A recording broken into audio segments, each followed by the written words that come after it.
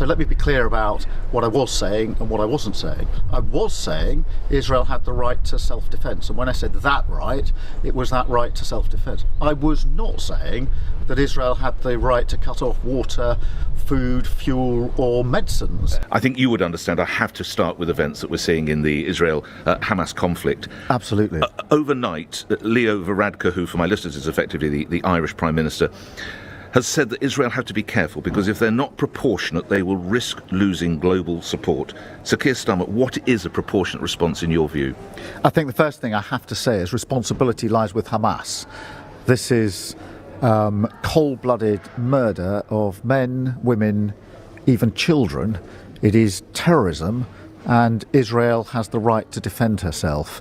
And there are ongoing situations with hostages, and Israel has the right to do everything that it can to get those hostages back safe and sound. And therefore, I'm very clear, Israel does have that right to defend herself, and Hamas bears responsibility. A siege is appropriate? Cutting off power, cutting off water? Well, I think that Israel does have that right. It is an ongoing situation. Obviously, everything should be done within international law, but I don't want to step away from the sort of core principles that Israel has a right to defend herself and Hamas bears responsibility for these terrorist acts. And I would call on all responsible states, particularly Middle East responsible states, to call this out for what it is, and to stand with the world in utterly condemning these actions by Hamas. How disappointed are you there hasn't been more response from the region? I am disappointed. I do renew the call for all responsible states to come forward and call this out for what it is. Just staying with this briefly, if you don't mind me getting too personal, I know your wife is a Jewish woman. Does she have family or friends caught up in this? Yes, we have extended family in Israel, and this will be typical, I think, of many people in Israel, families, communities. They have a deep sense of shock at what is happening, and fear, overladen with a real anxiety that somehow this was, they felt that with the Israeli intelligence and security they always know they're under threat, but they felt there was a protection there, and there's huge anxiety that on this occasion that didn't seem to operate in the way that they wanted. So I've never known a time of such incredible anxiety on both those fronts, and understandably. What do you think success looks like for Israel or the IDF as a response? In the short term, getting those hostages back safe and sound, if that's possible. In the long term, obviously, we do need to get back to peace proposals, the two-state solution. But what Hamas has done is push that further away, and deliberately so. And we must never lose hope of that.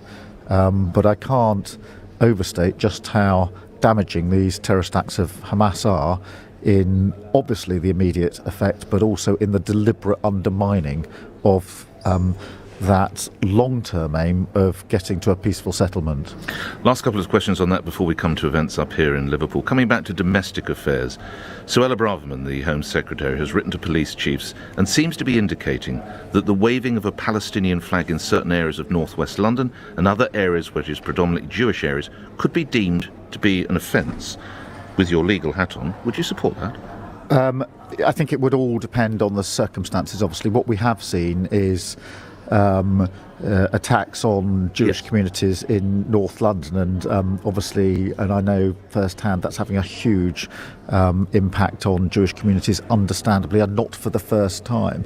You wouldn't want to see the waving of a flag. Let me just expand on that point, because I do think that it's very important at times like this that we don't conflate peaceful discussion of Palestinian issues with Hamas. Now, the flags is a different situation. It really depends on the circumstances. If it's provoking or encouraging attacks, that might be one thing. There may be other situations. So I wouldn't get fixated on the particular activity. But those attacks, in London are particularly concerning.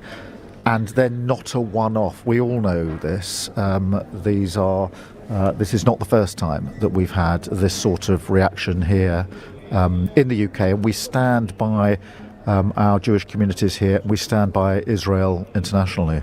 Staying with domestic affairs, the Football Association is still deciding whether to or whether to not display the colours of the Israeli flag on the Wembley Arch for the football match this Friday.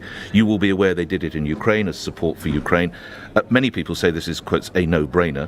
The colours should be on the Wembley Arch. Do you agree? I do think that they should be on the arch, because I think the message has to go out that we stand with Israel. The UK stands with Israel, and that is a manifestation of that support.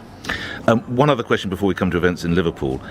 The BBC is under fire, not least from the Board of British Deputies, because they are still declining to use the word terrorist. I noted in our conversation you have used the word terrorism, and I think you said terrorist. Should the BBC be using that language? Well, I think the BBC needs to explain why it isn't, because I think for most people, I said terrorism and terrorist, and to me that's obviously what we are witnessing. So I think it's for the BBC to explain why they're not doing. I think other channels may not be either, but I'm not across all of the detail of that. OK.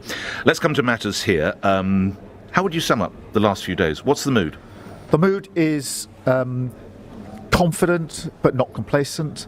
We knew that this conference this year had to be our opportunity to put our positive case to the country.